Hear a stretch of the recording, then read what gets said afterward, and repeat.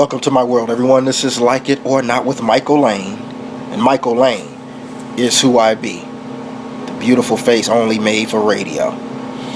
I want to talk about something real quick. I was just, not too long ago, approached by a brother. And this brother was like, "Hey, man, I see you, man. I saw you on YouTube, and I hear you on that internet radio, man. Hey, brother, man, nice to meet you. You lost, though, man.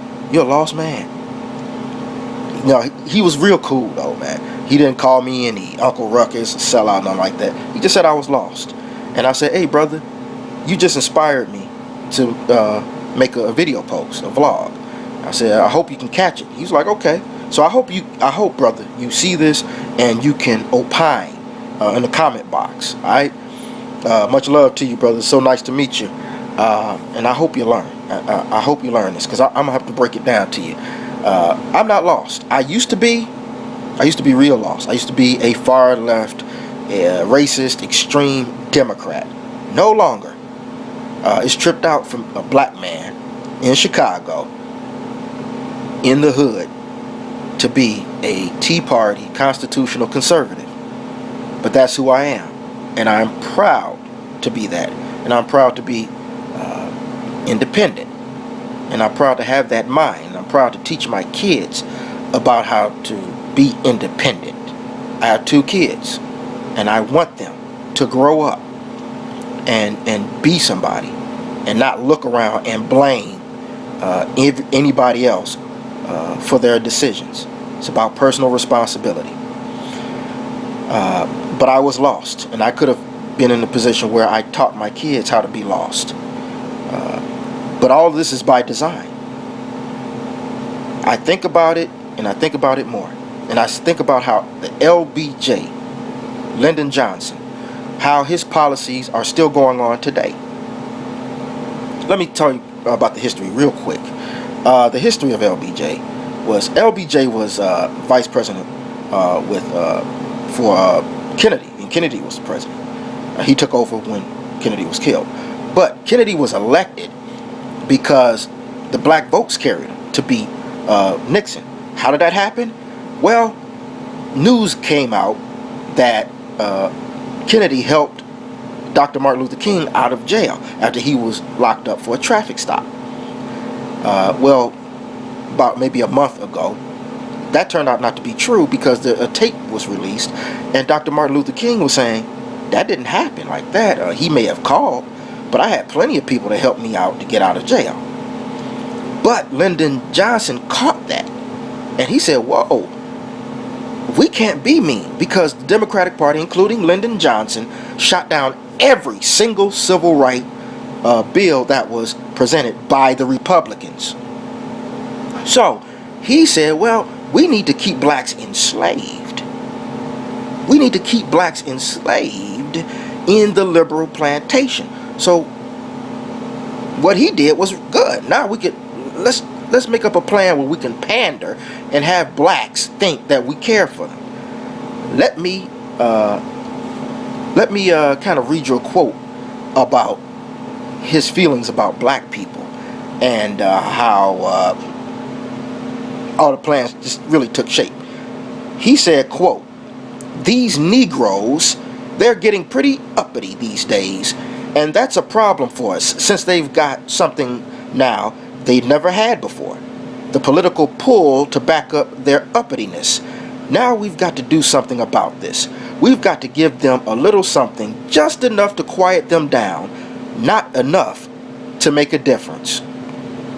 That's the people that even Sheila Jackson Lee brings up as inspirational. He also said at one time, "I'll have those niggers voting Democrat for the next 200 years. And the plans that the liberals that they're doing, that they've been doing and continue to do as progressives, everybody's falling for it. And it's like people talking around saying, they care for black people. They are black people. And you are this, and you're a sellout, and you're... And it's like they're screaming about blackness and their pride, right where the KKK is standing right behind them, saying, "Yeah, tell them.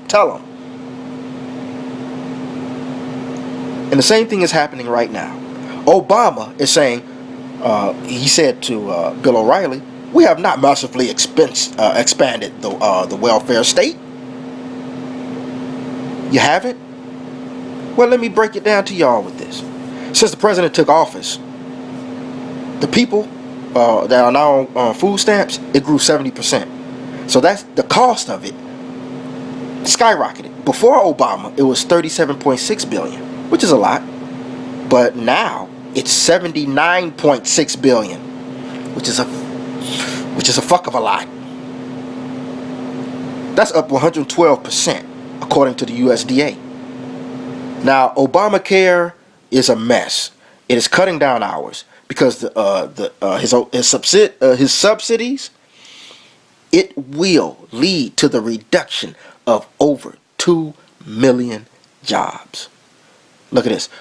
Over 92 million. Over 92 million people are out of work. You have black people, because the real unemployment is well over 30%. The real unemployment for blacks are over 20. That's number one, percentage-wise. Number one in the nation. Don't forget, we are one of the smallest percentage of people in this country. But number one in unemployment in percentages. Number one. So obviously, this man's policy is failing. And is designed to fail. But it's not just designed to fail for the black community. It's for every community. But what has he done for the black community? You can't name me one thing he's done. Telling me that I'm lost and trying to make it out of a color thing. Is that your party?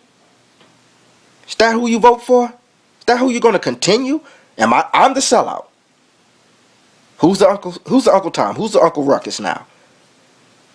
$7 trillion in new Obama debt. That is most of all time. 50 million are on food stamps. That's most of all time. From 2008 to 2013, the unemployment insurance costs went from 42.7 billion to 78.6 billion. But at the same time, the labor participation rate,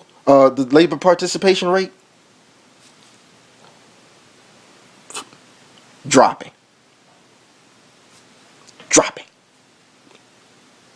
So what does that all mean? It means that the government is spending more and the American people are working less. That's what it means. That's crippling the economy. That's destroying the American dollar. And it's all by design.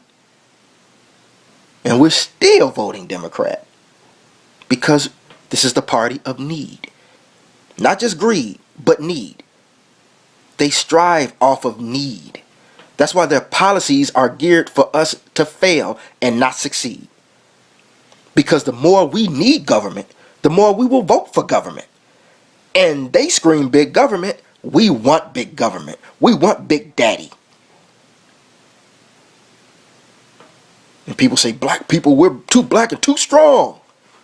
But here we are, too black and too strong, running around saying, don't vote for Mitt Romney because he's going to cut off welfare. We need welfare. We need government. There's nothing wrong with needing help. Everybody does.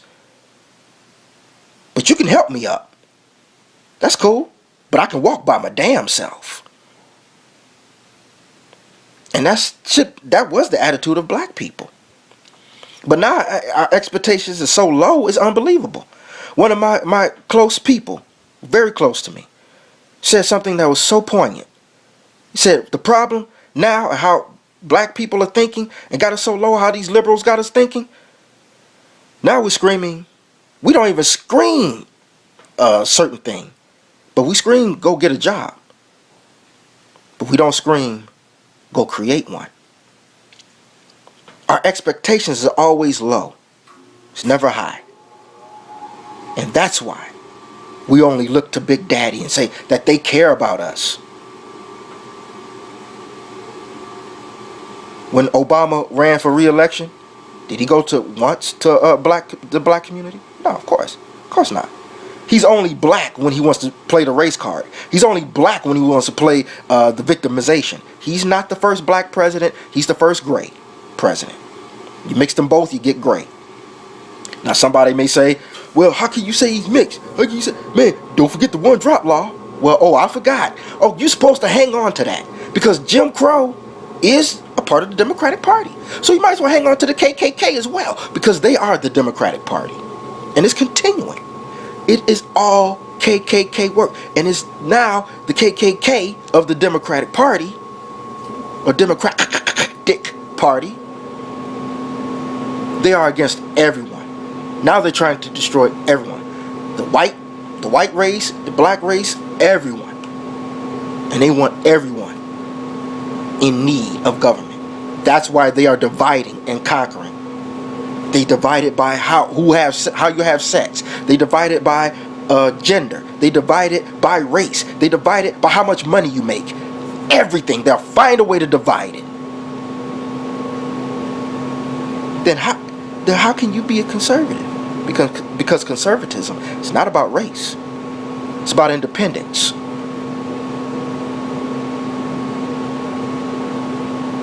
You got to look around and be about results. Look at what these race pimps done.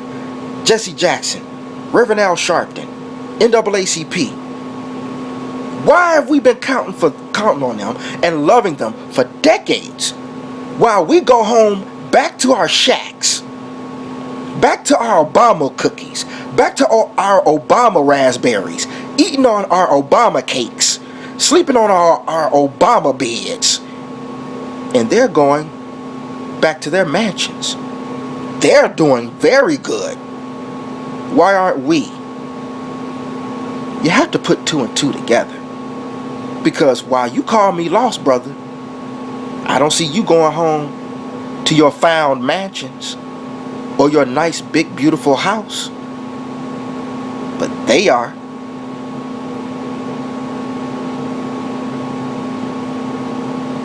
Think about it. Stop thinking about race. Stop race. The reason why I bring up race is because I'm trying to pull you in. Race, then pull you in. But first off, love yourself individually. Then love your family. Then find out about your culture, all your complete who you are. Love that. And then it'll help you appreciate to love others and realize that we're all God's children.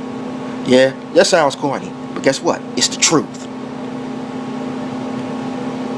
But they know all you think about is race. And that's how these race pimps make money. And they continue to make you feel like that, or think like that. And guess what? If you stop that madness, they will stop making money. That's what we're trying to do, man. They're capitalizing. They can talk about a white man attacking a black man, which doesn't happen every day, but they say nothing about black on black, which happens every second almost.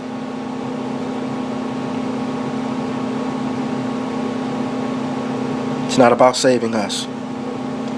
It's about saving them from having to move out of their mansions, keeping their bills paid, keeping their limos filled with gas. And while you sit there thinking that they love you, go Hillary, go Obama, he's a man of God. And we're sticking up and we're upholding the Jim Crow laws. And I'm lost. Wise up and rise up, y'all. Love y'all. I really do. But it's got to change. Like it or not.